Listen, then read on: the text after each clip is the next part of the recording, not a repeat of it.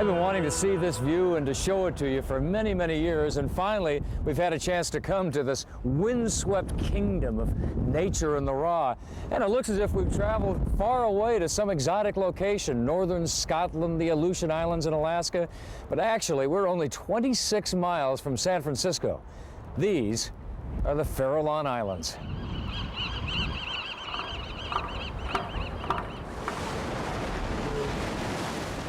The birds and the seals and the sound of the ocean. It's never quiet out here. On the Farallons, humans take a back seat to nature. We're only here as observers, watching the drama of the wild play out before our eyes.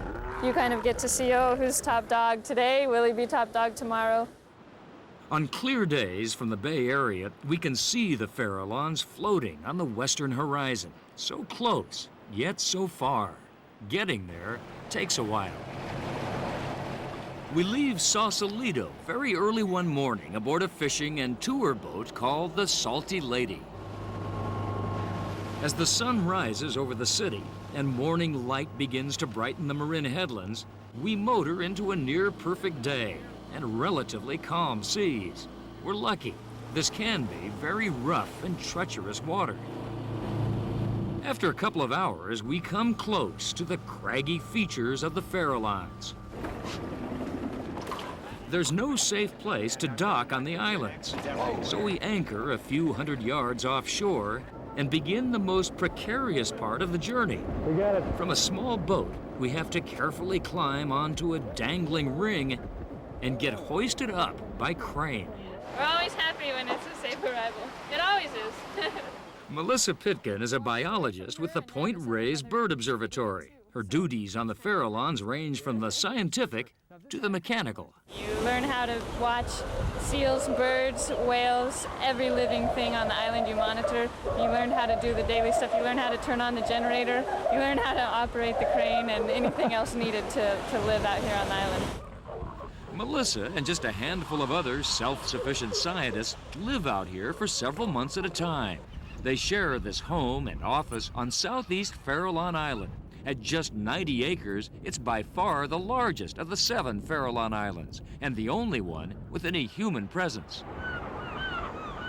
The Farallons are a protected national wildlife refuge, managed by the U.S. Fish and Wildlife Service. Whoa, man, Jerry, look at this. This is every turn. This is incredible. We're on the top of the oceanic world out here. That's right. You look out that way and there's nothing till Japan. Jerry Nussbaum is also a Point Reyes Bird Observatory biologist. Observatory scientists study the Farallons' wildlife under a cooperative agreement with the U.S. Fish and Wildlife Service. Something that's really neat about this island, it's all undercut. There's a lot of geologic formation that's caverns and caves right at water level. On days when the surf has been pounding for a while, you can actually feel it. You can walk along, you can feel every wave hit you. You can feel it, and you can see it. Waves explode like fireworks against the rocks. We've been given a special permit to see it. Normally, the general public is not allowed on the islands, so the animals can remain mostly undisturbed. Sea lions, sea birds, and elephant seals, making a remarkable comeback from the brink of extinction. Scientists want to learn as much as they can about these lumbering creatures. We put tags in the flippers of the weaned elephant seals so that we can keep track of them for their whole life. The older seals get less permanent tags, a mixture of Lady Clairol and bleach. You get to know certain females, you get to see personalities attached to them, and you hope that their babies make it, you hope that they're successful. Sometimes they're not successful. Roughly a quarter of the elephant seal pups do not survive their first year.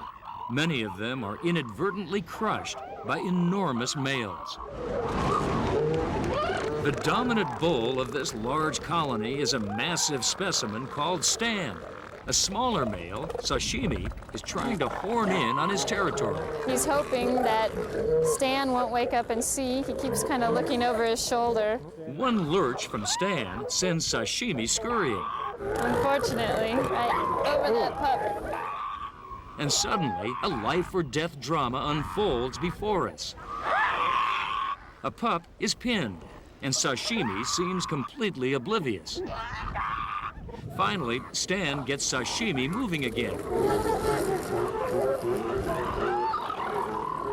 And after several very tense moments, Wow, the baby finally escapes. Yeah, it looks like he made it back to mom. when things like this happen, all the researchers can do is hope for the best. This is all part of the natural lifestyle of the seal, so we just have to sit back and watch. But I'm awfully glad in this particular case that the natural life cycle allows Yeah, me the pup to too. be free. Me too. The Farallons are also home to North America's largest breeding colony of seabirds south of Alaska. As many as 250,000 birds of 12 species come here during the summer. But there used to be even more birds here. During the gold rush and for decades afterwards, fortunes were made by collecting murre eggs for human consumption. Nearly 1 million eggs a year. The murre population plummeted, and it still hasn't fully recovered. There were actually egg wars, and I believe one guy was shot and killed, one of the eggers. Egging was finally prohibited around the turn of the century, and southeast Farallon was occupied by a succession of lighthouse keepers, Navy and Coast Guard personnel, and their families, and now, scientists. They monitor what is now the Farallon National Wildlife Refuge, providing us with information to protect the creatures who live here. Creatures who are still vulnerable to human misbehavior. We'll learn what we can learn from what we observe out here. And meanwhile, keep your eyes on this place.